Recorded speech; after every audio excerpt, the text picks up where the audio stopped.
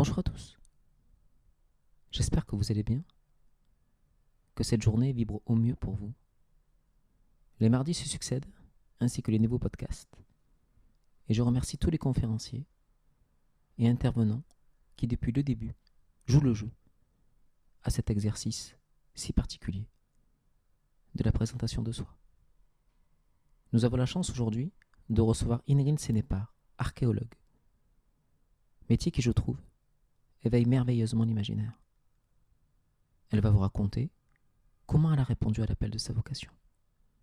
Est-ce par le biais d'un livre, un documentaire ou une rencontre? Bonne écoute.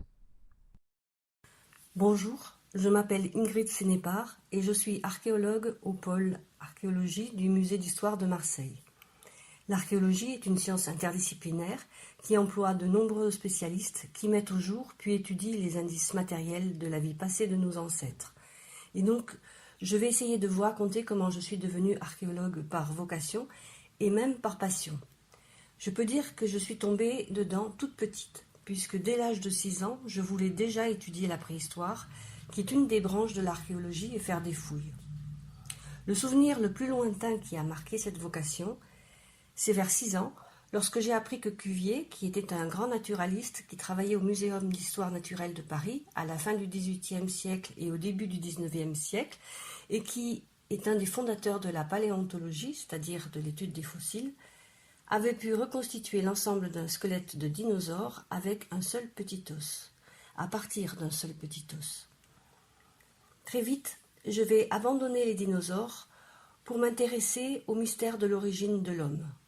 Par exemple, petite, je connaissais par cœur tout l'arbre généalogique de l'espèce humaine et ses nombreux fossiles, entre Australopithèque, Homo erectus, Néandertal, Homo sapiens sapiens. Au fil des années, cette passion n'a fait que grandir, alimentée par des livres et des rencontres, et aussi confirmée de façon définitive lorsque j'ai pu fouiller la première fois à Tautavel, puis très vite en Provence et en Languedoc, d'abord comme simple fouilleuse, puis ensuite comme directrice de fouilles.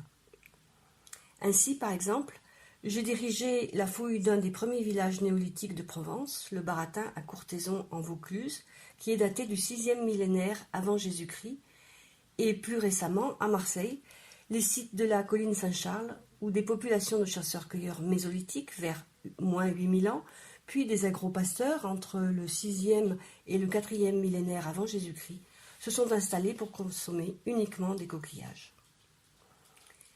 En revanche, pour devenir préhistorienne, ce qui a toujours été mon but, il a fallu que je patiente et que je fasse des études très longues, que je passe par un circuit un peu particulier parce qu'à l'époque, il n'y avait pas de spécialisation en première année de fac en préhistoire. Donc, j'ai fait de l'histoire de l'art, de l'archéologie classique, grecque et romaine, et de l'histoire, et ce n'est qu'à partir de ma maîtrise que j'ai pu être préhistorienne, c'est-à-dire reconnue par un diplôme. Puis ensuite, j'ai fait mon doctorat.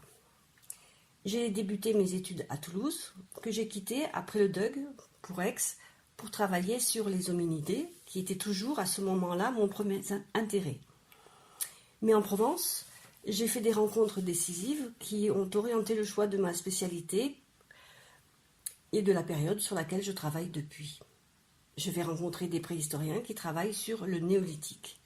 Henriette Camps-Fabrer, avec qui je vais faire ma maîtrise, et Jean Courtin, qui va diriger ma thèse et qui est aussi le préhistorien qui a étudié la grotte Cosquer. Alors, qu'est-ce que c'est que le néolithique? En fait, le néolithique, c'est une révolution. C'est un moment unique dans l'histoire de l'humanité où les hommes passent de l'état de chasseurs-cueilleurs à l'état d'agriculteurs et d'éleveurs. Le moment où l'on invente la domestication des plantes et des animaux et la céramique, ce qui permet entre autres une révolution dans l'alimentation humaine. Ce faisant, les hommes de cette époque ont créé un nouveau rapport au temps et à l'espace dont nous sommes aujourd'hui les héritiers, et à mon avis, nous n'en sommes toujours pas sortis.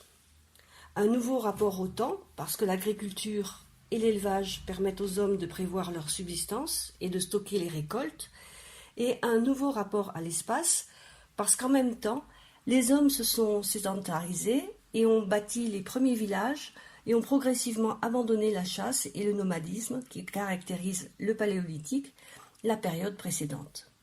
C'est aussi la première fois que des hommes et des animaux sont confinés dans les mêmes espaces. Alors, qu'est-ce qui m'intéresse dans cette période ? C'est d'abord, je crois, une question personnelle et existentielle. Mais pourquoi, donc, a-t-on eu l'idée de quitter l'état de chasseur-cueilleur ?